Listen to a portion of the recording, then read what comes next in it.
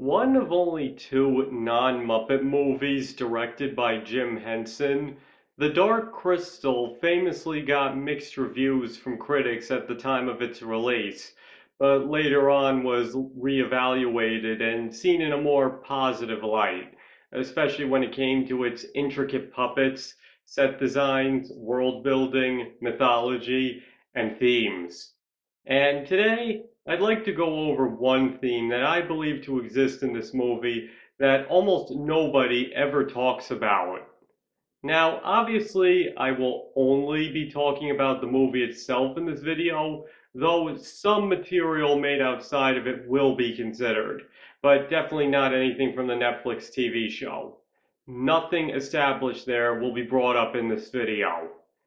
And finally, I must give my usual warning that there will be spoilers ahead, so if you haven't seen this movie yet, do yourself a favor and come back after you have. Now, a personal favorite of mine, I have always been fascinated with this movie from the very first time I watched it. If you ask me, this is high fantasy at its best. Nothing in the movie is even remotely like our world, yet it's all simple enough so that you don't get confused. What more could you ask for in such a movie? But an important staple of high fantasy is a moral that is just as applicable to our world as it is to the world of the story. And the most obvious one in The Dark Crystal is spoken as one of the final lines. You are a part of her, as we all are a part of each other. However, that is far from the only theme of the movie, and the one I'd like to discuss is one that I believe to be rather well hidden: individuality. Now, I know that at first that might almost sound ridiculous, but I feel that it starts to become a bit more obvious when you look at the situation of the Skeksis and the Mystics. Now, as anybody who's seen the movie will know, it turns out that they are the good and evil halves of a whole being, named in supplemental material as the Ursex. And please forgive me if I'm not pronouncing that right. And it's also explained that the Ursex caused everything to happen in the first place because they were trying to use the crystal to destroy the evil part of themselves. But because they were just as much a part of them as their good half, they were instead split in two, with their good side being the Mystics and their evil half being the Skeksis. And the other problem was that the Skeksis got all the ambition, will, and drive of the Ursex, because those are all things no pure being would ever have, leaving the Mystics as beings with no will to act, behaving as if they were in a dreamlike state, and, as the narrator puts it, trapped within themselves, numbly rehearsing the ancient rituals.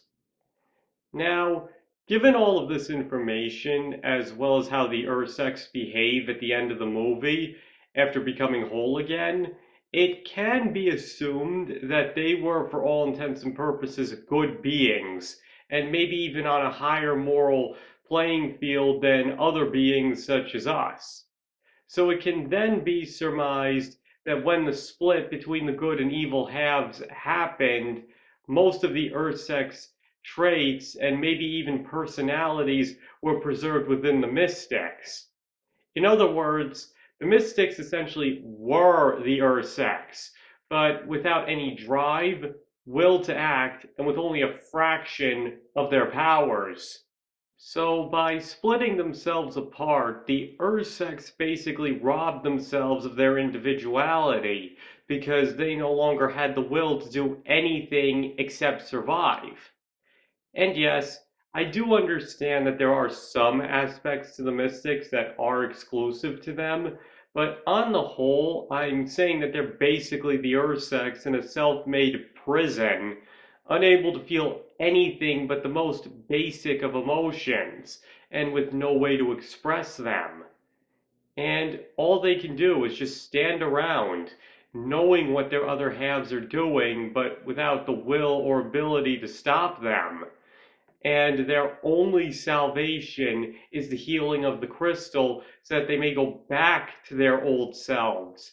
So they just endure all of this while waiting for that day to come, praying that their other halves don't get them killed before that day arrives. When you think about it, it's really a fate worse than death, what they had to go through. And on the flip side, we have the Skeksis. Now, it's obvious right from the start that their personalities are all theirs, apart from really being unable to feel any good emotions such as compassion or empathy, no matter how much they try to fake it. Now, given the fact that they have the will to act and can, for the most part, think whatever they want, though again, with an inclination towards the cruel and evil, you would think that they have nothing to fear. But other than death, there is one thing they do fear: going back to being a whole being with the mystics. They were so afraid of this prospect that they even slaughtered the entire Gelfling race when it was foretold that one of them would restore the Ursex. They go berserk when they realize a few Gelflings survived, do everything they can to prevent the crystal from being healed, and when it is, they go absolutely bonkers before being rebonded with their other halves. And why do they fear this fate even more than death itself? Because to become a Yursek once more would mean that they would lose their individuality. Because, as I explained before, the good side to them was always in complete control, to the point that the only way their evil half could have its own persona was by being completely separated from them. So for the Skeksis, to go back to being that way would be nothing short of ceasing to exist. Hence, you can see why the idea would be so terrifying to them. Because here's the other thing. One thing that isn't made that clear in the movie is, if the crystal hadn't been healed, then the Skeksis would have gotten everything they ever wanted, because the crystal would have made them just as powerful and immortal as the Ursex were. Hence Olgra's line, "Soon the Skeksis will have power over the stars!" And that's exactly what their end goal is: to live forever as themselves, with their former selves' power. But as for the mystics, that would have been the worst fate imaginable. To be rendered immortal and all powerful, but with no will, desire, and barely any self awareness to use it with. To be stuck in the mindset of the mystics for all eternity while they watch the evil halves that they accidentally set free wreak havoc on the universe. So, to put it simply, there were only two fates for the Skeksis and the mystics, and each one was ideal for one and a fate worse than death for the other. And in both cases, it all ties back to the theme of individuality. To go back to normal would cause the Skeksis to outright lose theirs, which they obviously don't want, and to stay the way they are would basically cause the Ursex to lose theirs in the prison of the mystic's mind, which they obviously don't want. So, as I said, everything could only end by one of the two groups losing their individuality, and neither of them wanted to be on the losing side. The mystics even took their will as far as they could to save one Gelfling from the Skeksis genocide in order to even have a chance of going back to normal and escaping the torture they accidentally inflicted upon themselves and the entire planet. That's how badly they wanted to go back to their original selves, that it actually compelled them to act, if only on the smallest level.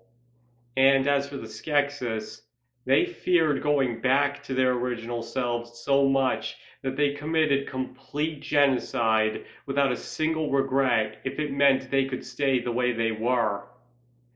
Now, my point with all of this is, whether it was his intention or not, what Jim Henson is saying with the Dark Crystal is that individuality is one of the most important aspects to being, and to live without it is a fate worse than death itself.